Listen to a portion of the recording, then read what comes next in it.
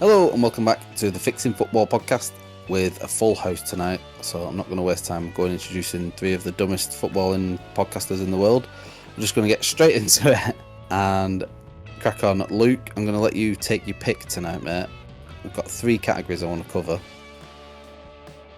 The Euros in general, the England v Serbia match, or your favourite, the Euro Prediction League. I think we should do prediction lead last, and let's start with England. Right, fair enough.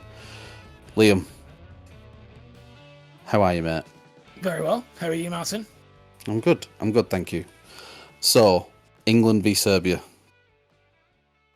Let's start with the lineup. Was it, I think we all called it.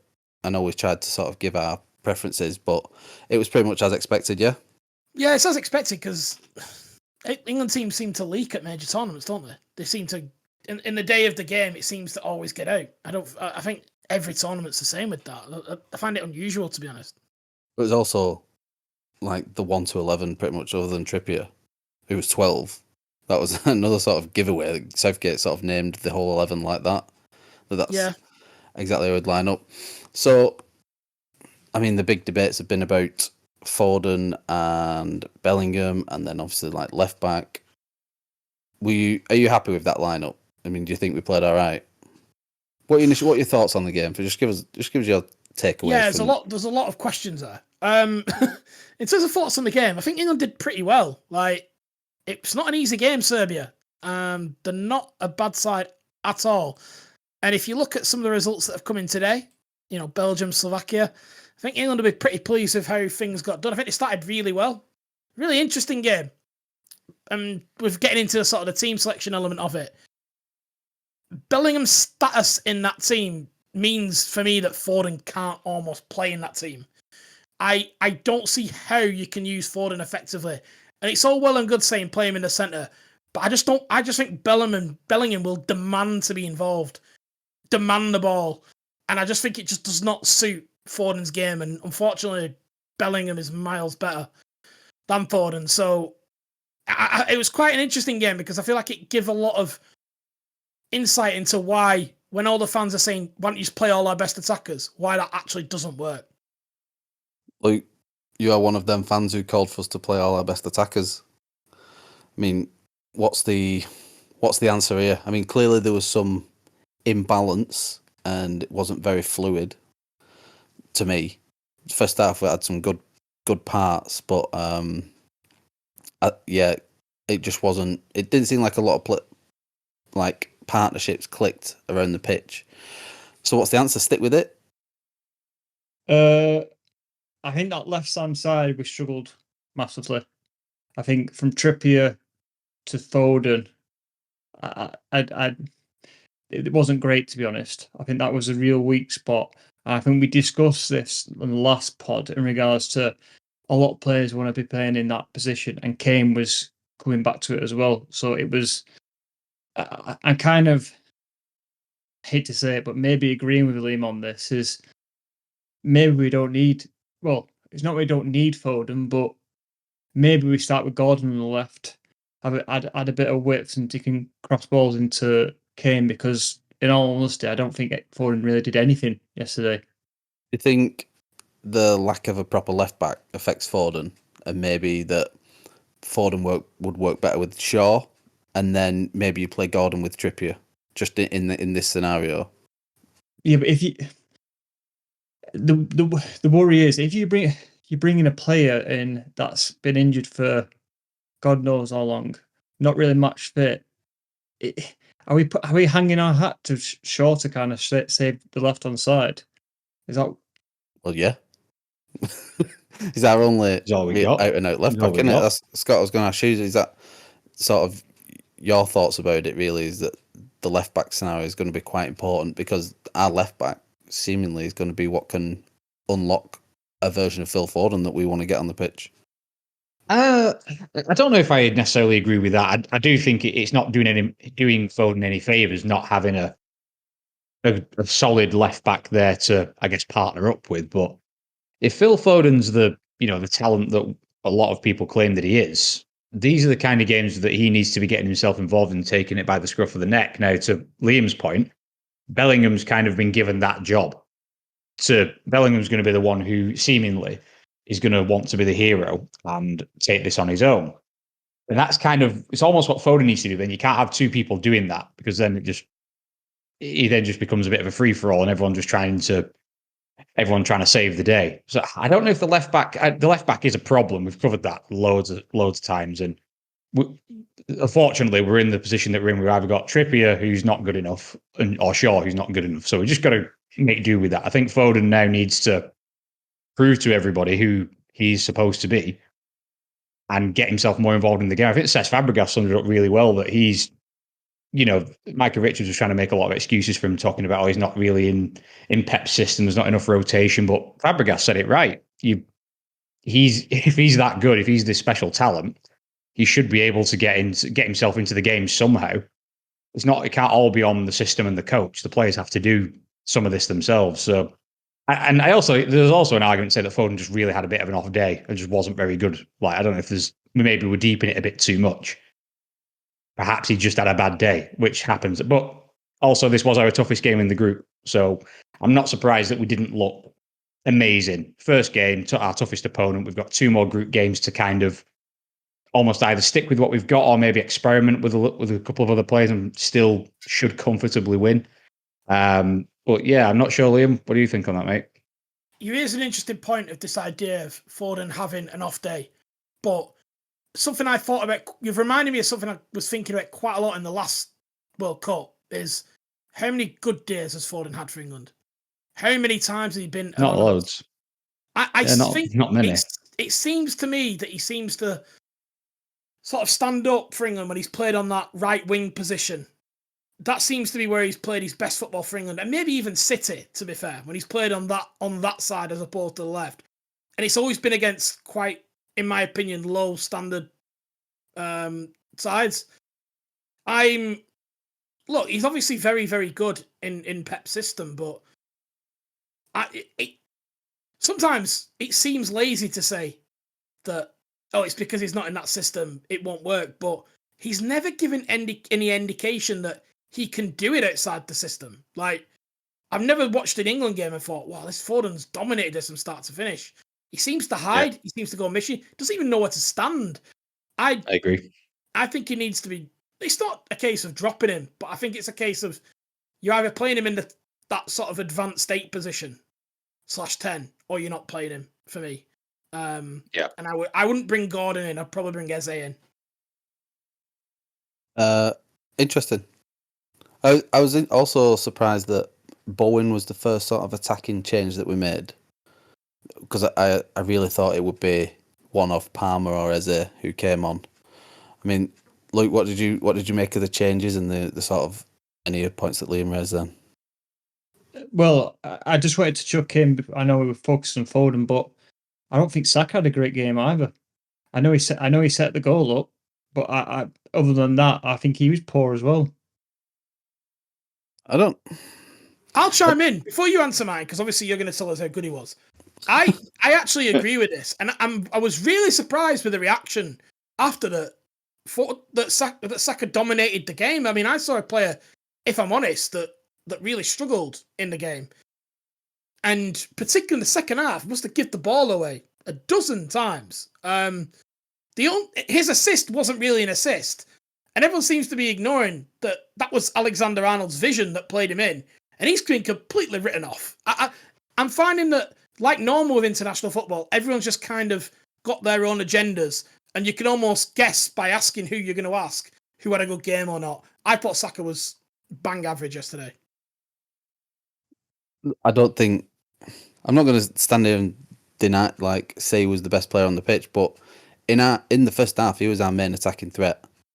I don't think you mentioned Trent, but I don't think he had a great game. I think he really struggles with his back to goal, receiving it deep, and he doesn't need to be. Gets too close to Rice, and he needs to find his own space and use his vision, use what he's good at properly. Rice gets too close to him. Why is Trent Alexander-Arnold too close to Rice? Because Rice has had that position nailed down for like 5 years. Get out of his fucking way. I'm going to stand next to Kane and see how many people say that he's getting in his way then. What do you mean he's getting in his way? He's not the guy who should be receiving it that deep. And you know that. Trent's good at what he's good at. Get out of everyone else's way. So where's he fit in then? He doesn't. I don't know why I'm trying to cram him in. It's the same with Foden for me. I think it's causing us so many headaches. Just this desperation to have Trent in the team. It's just, I just don't understand it. I just don't understand why. Because even in games like yesterday, when you're up against a low block, that's allegedly the games where Trent is supposed to come into his own, and he didn't really do a great deal. I didn't think so. Apart from it's beyond me. Apart from create the goal, he didn't do anything. Apart from create the goal, apart from create the goal, doesn't mean he had a good game. Give him a pre-assist for a deflected cross stat. Yeah. Oh yeah. Sorry. I forgot we counted pre-assists now in 2024. Yeah. One pre-assist for Trent. Sorry. Apologies. Fucking pre-assist. Yeah. Luke, what were the highlights then of England's performance? Because we've started off a bit negative. Yeah. I was just going to say it does sound like we're being quite negative. We got to remember we did win yesterday. It was. I think Gay had a really good game. I don't think enough people have brought up Gay because I thought he had a great game. Yeah. Really, really good. Yeah, I think most of the defence, apart from Trippier and Pickford, we can't really fault, to be honest. I thought it was quite solid. Again, we can't be too negative because we've won, but it's worrying that we've had a decent first half performance and then kind of wilted in the second and let the pressure. And I don't know why that reason is. Liam, go on. There was a glaring sub to be made on about the 55th, 60th minute, that period. And it was quite obvious that we should bring on Watkins for Kane. And I'm astounded he didn't do it. And I'm worried that he didn't do it because that pretty much says you're not coming off, Kane. Because the game was screaming for that out ball. England midfield needed that out ball. The amount of times that Alexander-Arnold would receive the ball with no option to, and that is Watkins' bread and butter. If you're going to play Alexander-Arnold and you bring in Watkins on in the 60th minute to check, it's perfect. It's a ready-made tactic. You don't need to spend hours and hours on the training ground for that. You've got two players, literally the best at doing both of them things. And Southgate didn't do it, and I'm really worried about that. Go on, Scott. Are you that surprised though? I think you're astounded, but are you actually? Because I don't think that the universe, unless Kane snaps a bone or a ligament, he's never coming off. So this is what I was saying about how Southgate's going to limit us. I completely agree with you.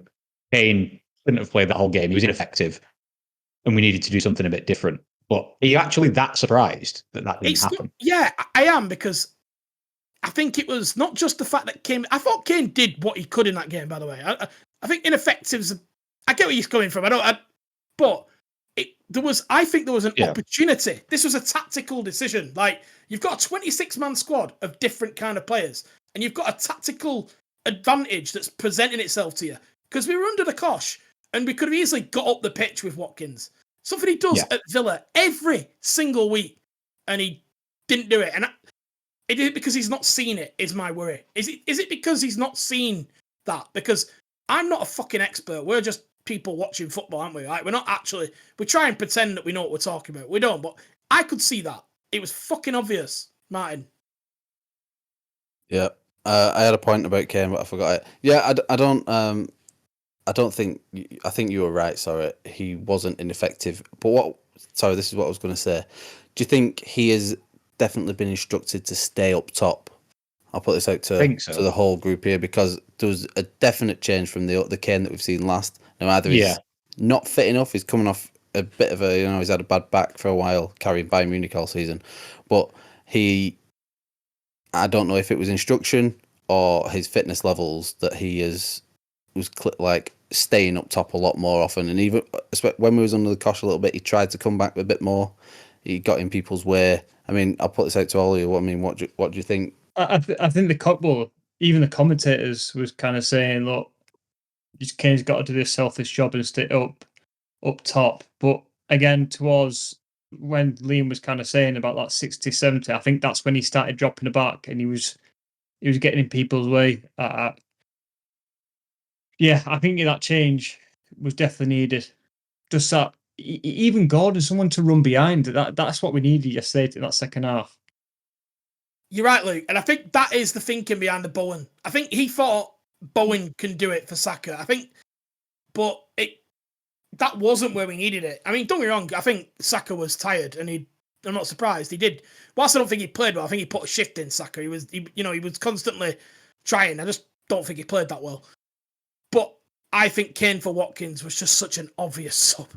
Like, Bellingham would thrive off that as well. Someone who's running those channels wide and then bringing the ball back into play for a late arriving midfield player. It's so obvious. Honestly, it was maddening that we didn't do it. Right. So that we reverted back to type pretty quickly then when I tried to go on positives. But Scott, I know he's not your favouriteest player in the world, but can we talk about Bellingham for a second? Because I think he clearly stood up and showed the world why he is being pinned as our main man. Oh, fucking hell. If we must. So my issue with Bellingham yesterday, and I've shared this all with you, is exactly what I predicted months ago. Is that because we've gassed this guy up into thinking that his shit don't stink, when obvious passes are on, and the clip I sent to you is when he was trying to dribble past the Serbian fullback on the edge of the area. And he's just trying desperately to jink and get past this guy and dink a cross in. And Foden, he stood with his dick in his hand on the edge of the area, no one near him. Pass the fucking ball to him. But because, in my opinion, I think we've given Jude, in my opinion, too much creative freedom to just fuck around and do what he wants. The goal that he scored yesterday, fair fucks to him, was a good header. I said this yesterday. Like, Saka cross was fortunate, but a good anticipation from Bellingham. That goal happens if he's also playing that deeper midfield role, because that's where it started. He started his run from the fucking halfway line, and off he went. So I'm just not seeing it with him. I'm just really not. I'm just not seeing this great hope for the nation that he's being pinned as. I think he's good. I just think we're giving him too much rope to hang himself with. I just don't think it's. I'm just not seeing it. I know you lot all massively disagree with me, but I just don't see it. Listen, I'm going to try one more time at this positivity angle, and if we get somewhere, we might move on. Right, the clip you're talking about where he's trying to dribble the defender. If you watch him, there's only Kane really showing for him. You might say that Foden's on the edge of the box, but you can't see Foden. You can't see, and he can't ping his head up. The defender's a yard away from him. So, unless you're watching him, and Foden is obviously like, it's not FIFA. You've got to be at his level here and think, can he see him? Can he actually get that ball to him? It's not an easy ball. You're thinking about it's not a hard pass. It's not a hard pass, that might. And even if you don't give it to Foden, there's another guy. Ahead. I can't remember who it was. It was Kane, not shouting for it, by the way, is the one right next to him who should have played. I thought he was better than Zidane. I thought he was our Zidane. Why can't you see that? He's the greatest player in the world, apparently. Best player in La Liga. I'll say another question. Would Toni Kroos have seen that pass? Toni Kroos wouldn't have even tried dribbling past someone once. He's never done it once in his career. So we're talking about totally different things. Answer the question. Would Toni Kroos have seen that pass? No. Yes, he fucking would. Come on. Listen, you can see it because you can see it because the angle that you've got. Bellingham's got his head down with a defender one-on-one, right? You can't see that pass. It's not on just because Foden stood there with his hands up. That's called hiding. He's fucking screaming for it. He's shouting. You can see it on the thing. Trust me.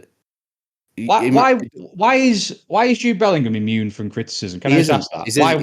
He isn't. You just picked up on a load of City posts here that people say, "Oh, why is Foden even playing when Bellingham's now the main man?" It's a proper load of shit, and anyone who's ever played football can see that is not. It's not, number one, it's not an easy pass. Number two, it's practically impossible to get it out of his feet and find him for that, because we're not playing FIFA and he can't do a fucking because of the dumb dribble that he did to tie himself in a knot. He made it hard. He didn't have to be hard. He put himself in a difficult spot.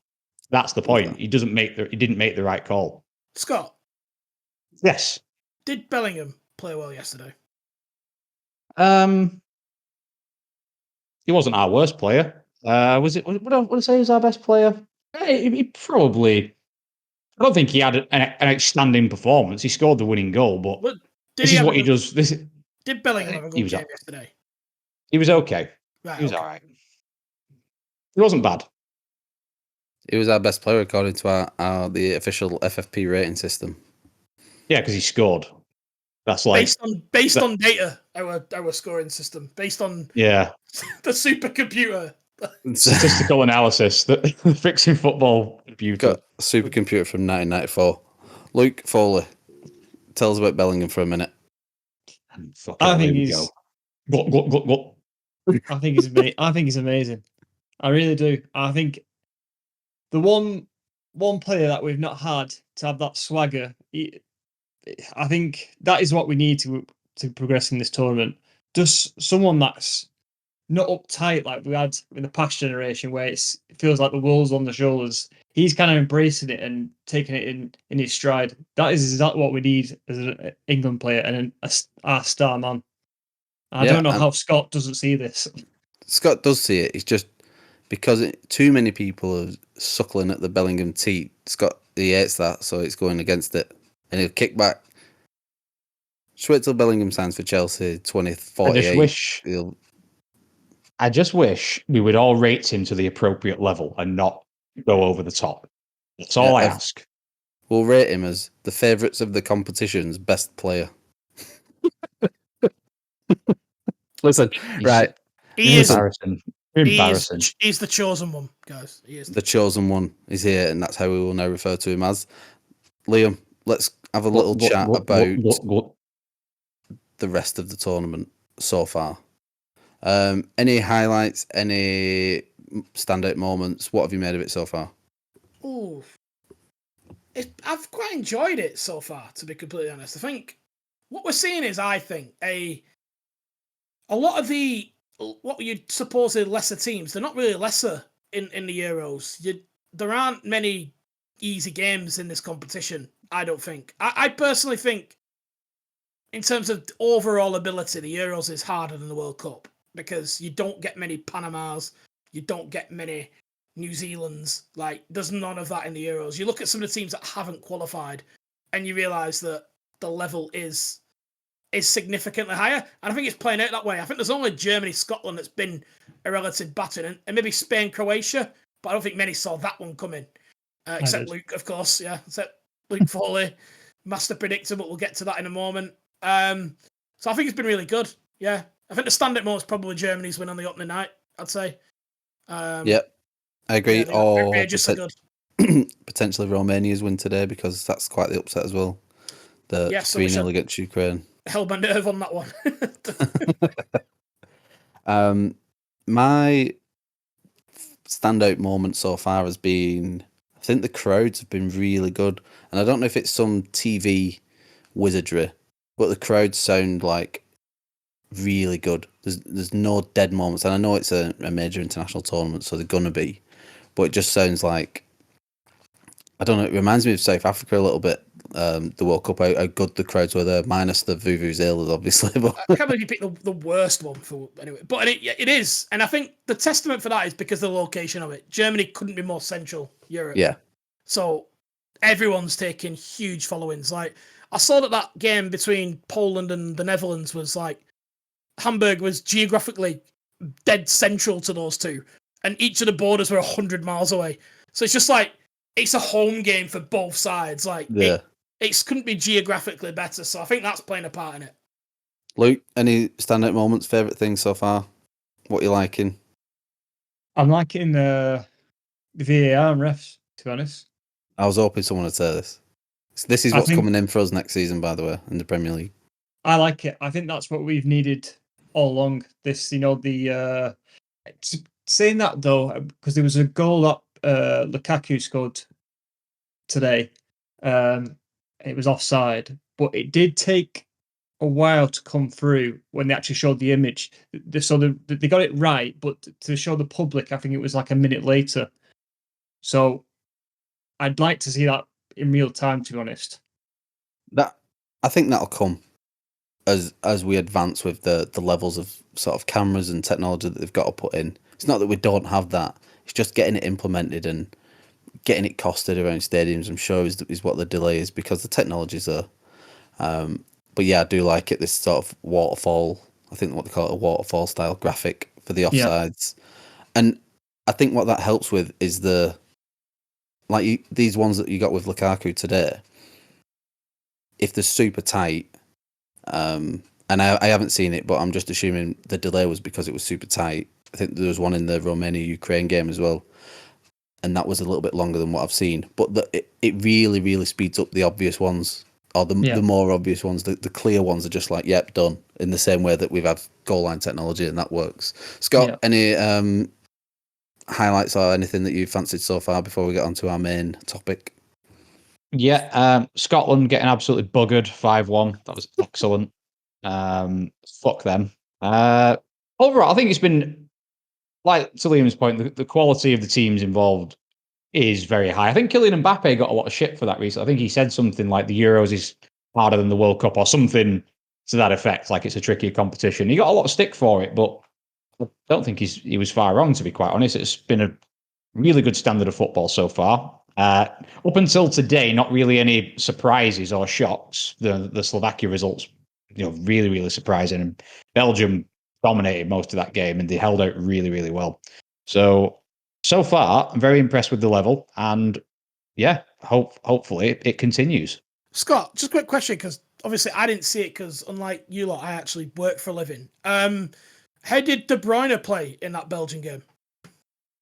Not very well, to be quite honest. Belgium, whilst dominating, no one really stood out that well. The only one who did looked quite, maybe because he was a fairly late sub, was Lois Openda, who I think he's at Leipzig. He looks all right.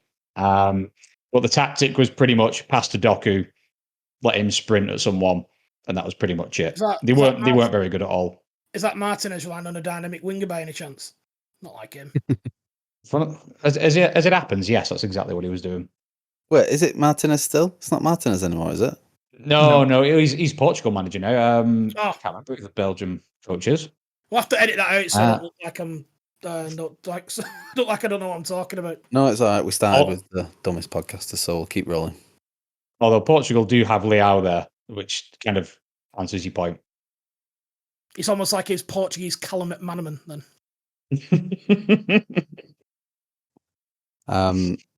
The Belgian manager is Domenico Tedesco. Oh yeah, of course. I don't know where he come from, to be honest. I'm not. I feel like I've not heard Italian. Isn't like 6 Italian managers in this competition? Oh, is that right? Yeah. Right. You better be Italian. No, I don't want to make 2 mistakes in a minute. I'm gonna think I'm all right on that though. Domenico Tedesco. If he's not Italian, then I'll let you off. Yeah, fair enough. Let's Google it now because he's desperate to tell me I'm wrong. Listen, let's move on to our main most important subject, the Euro 2024 Prediction League. Scott, I'm going to start with you, since it's your debut in the competition. I'm going to move it over. I'll go around the table. We'll go to our reigning champion and then to our league leader at the moment. But what are your thoughts of the competition, since this is your first experience in it? So far, I've learned that you can not count your chickens too early. I was convinced that game one, I think I put 4-0 in to Germany. And it was looking that way right up until 85th minute or something. And I did put a very cocky post in our WhatsApp group confirming that I was going to be top, and I wasn't. So I've learned that it's a very cruel mistress, and you need to wait for the full-time whistle before you start being a gobshite like I was. Liam, our reigning undisputed champion, sitting bottom of the league at the moment. How are you finding the competition, and what are your thoughts about everything so far? Any shitters that you feel like you've fucked up with? I think that's a very leading question, because, as you know, I bottled it on a correct score yesterday by withdrawing my correct score for the Hungary game. Was it Hungary-Switzerland, which I called bang on and then changed my mind last minute? So that was fun. Also, I changed my prediction of underdog team from Romania, and they have done exactly what I thought they would do, and which is catch everyone off guard. And I knew they were good, and I bottled it. So Yeah. Scott was questioning why I reversed the lock and left the submissions open, but this is Lock why is meaningless. we've played. The lock was meaningless. Luke, how late did you leave it to change your top goal scorer for the competition? What time did you text me? That's 1 minute to 8. 7:59. Probably even less than that. It probably had like 20 seconds to go. That was on purpose, and I was, to be honest, it was a bit of a panic. I thought Mbappe, and then I thought, you know what, Ronaldo, last tournament, easy group, I think. I think he'll start Ronaldo. I think so, yeah. I think he'll start the first game, if I'm honest. Then we'll probably just see how it goes from there. Hopefully, Mbappe bags a hat trick tonight. I could do with that. That's the thing. The top scorer one is the one that can really make a difference, isn't it? Yeah, I definitely. Agree. My dog agreeing with me there. So yeah, hopefully, because this is where I remember when I did win it, I had an early Lukaku sort of 2 braces in a row or something like that, and it almost made me uncatchable early on. So fingers crossed for an Mbappe special tonight. So yeah, last game we've got Austria France tonight, and then another 3 tomorrow. I think Czech Republic are back in action tomorrow. I'm hoping to get it's Czech Republic v Portugal. So that'll be Czechia, Martin. Czechia. I know. I'm trying to not Chechnya. That's something else. It's really throwing people this. It was during the World Cup. I noticed. I was like, they're called what now? But it's Czechia, no N. Yeah, I am. Quite a few nations so far on this podcast. So that's rebrand. You must remember the rebrand. Well, Turkey had a rebrand as well. You still pronounce it the same, but they just spell it different. Yeah. So, right, we're gonna be podcasting a little bit more regular over the Euros. So this will be out in the morning. Then we'll have another one previewing the England match, reviewing the England match. We're going to do that for each of them, and sort of keep it as regularly as that. Have we got any closing thoughts on anything so far? It's still coming home. It's still coming home. Bellingham shit. Luke? Well, I'm in pole position to get some new trainers. What I was promised at the end of the Premier League season. Football League. So, yeah. Let's all pray for Luke's trainers shopping.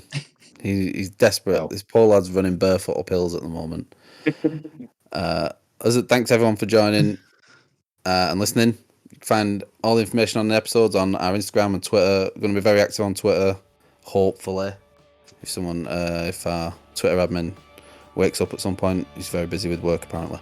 Yeah. But we're going to be very active on this. Please join in, get involved, follow us on the Prediction League. Find all the information at www.fixingfootballpodcast.com. And Scott, you're going to be off for a little bit now.